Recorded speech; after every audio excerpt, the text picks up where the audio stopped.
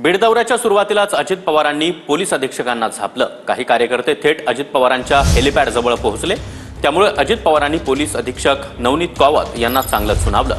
पुतळा बसवण्याची मागणी घेऊन आलेल्या काही कार्यकर्त्यांना देखील अजित पवारांनी खडे बोल सुनावले।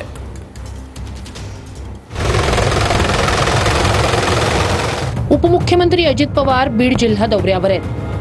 फटाक्यांची आतषबाजी करत आणि हार घालण्यासाठी क्रेन आणत तुकाराम महाराजांची पगडी घालत कार्यकर्त्यांनी त्यांचं स्वागत केलं। पण दादांच्या या दौऱ्याची सुरुवातच अधिकाऱ्यांना झापण्यानं झाली। कार्यकर्ते थेट हेलिपॅड पर्यंत आल्यानं दादा बीडच्या एसपींवर संतापले। तुम्ही अशी लाईव्ह वाचली पाहिजे। अजिबात कुणाचे लाड कुणी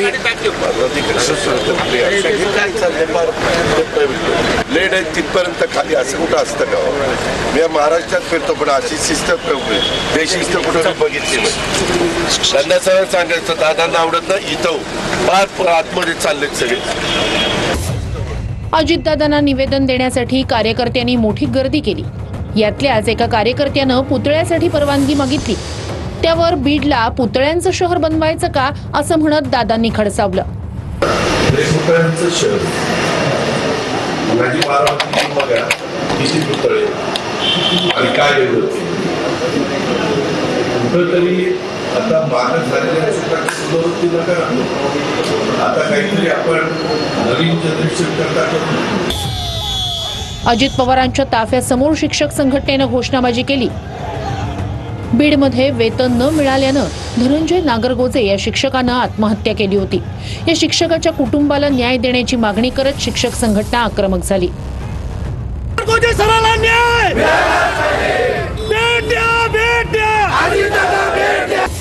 अजित पवारांच्या या दौऱ्यात धनंजय मुंडे गैरहजर होते। तब्येतीच्या कारणास्तव गैरहजर असल्याचं ट्विट धनंजय मुंडेंनी केलं। आज धनंजय मुंडे आजारी असल्यामुळे येऊ शकले नाही। त्यांनी मला सकाळी फोन केला आणि सांगितलं की दादा माझी तब्येत अजून थोडी खराब झालेली आहे। आज दुपारी मी ऍडमिट होतोय दवाखान्यामध्ये, नाहीतर ते पण आज दौऱ्यावर येणार होते। दुसऱ्यांचे काय चाललंय थोडंच मला माहिती आहे। आता कोणाचं काय चाललंय मला काय माहिती। त्यांची तब्येत तर बरेच दिवस झाले बरी नाही। संतोष देशमुख यांचे बंधू धनंजय देशमुख यांनीही अजित पवारांची भेट घेतली। ज्या काही अजून पण परत काही चुका होतात, काही टार्गेट केलं जात आहे लोकप्रतिनिधीला, सामान्य माणसाला, किंवा कशा पद्धतीने त्रास द्यायचा प्रयत्न केला जात आहे, याविषयी तुम्ही दादांच्या कानावर किंवा दादांना एक ड्राफ्ट बनवून द्या। तर त्या हेतूने ज्या काही रिक्वायरमेंट आहेत, जे काही राहिलेले काम आहे, त्या संदर्भात मी अजितदादांची आता भेट घेतली।